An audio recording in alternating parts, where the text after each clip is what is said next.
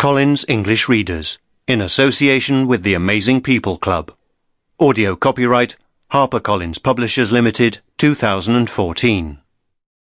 Amazing Scientists, Level 3. Antoine Lavoisier, the man who wrote the first modern chemistry textbook.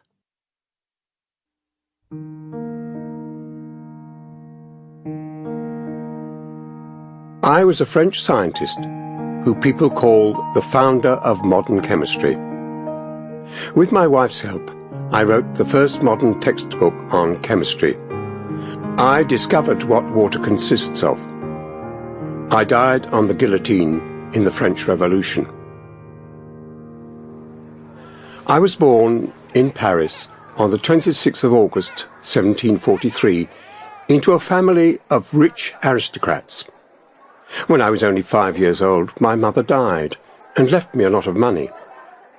From the age of 11, I went to a very good school, the Collège des Quatre Nations, also known as the Collège Mazarin, where I studied chemistry, mathematics, astronomy, and botany. My father was a lawyer, so my family expected that I'd follow the same profession. But although I studied law, I didn't want to be a lawyer. I was much more interested in science. In 1766, I wrote an essay with a plan for lighting the streets of Paris. I felt very proud when I received a gold medal from King Louis XV for my essay. I also studied geology, the science of the study of rocks. In 1767, I worked with a team of geologists on a study of the rocks of Alsace-Lorraine. In 1768, when I was 25, I was elected to the Academy of Sciences, the most important organization for scientists in France.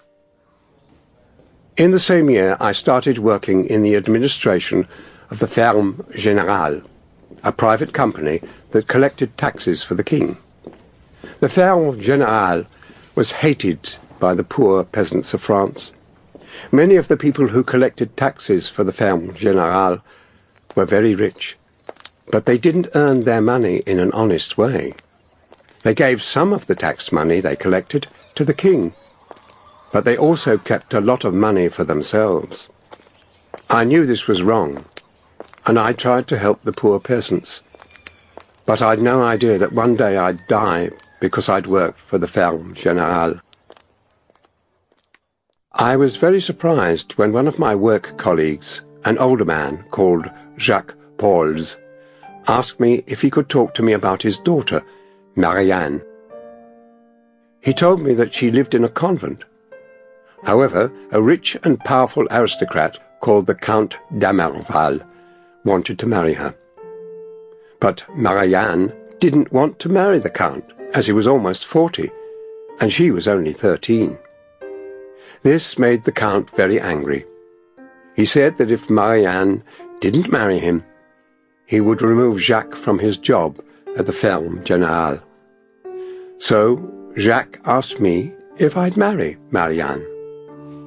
If she had a husband already, the Count wouldn't be able to marry her. So I agreed to meet Marianne.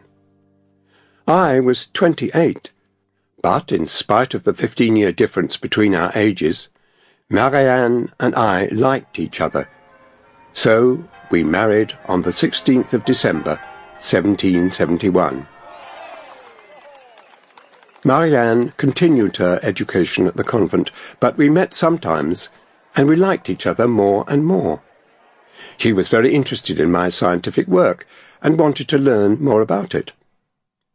After leaving the convent, she began to help me in my work, and for the next 20 years we worked together as a team.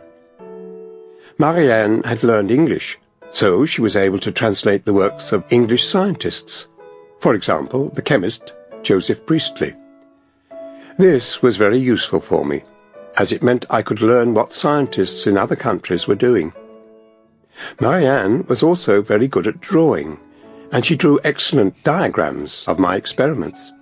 In addition, she helped me write scientific papers and kept records of my experiments and discoveries. My work. Sample complete. Ready to continue?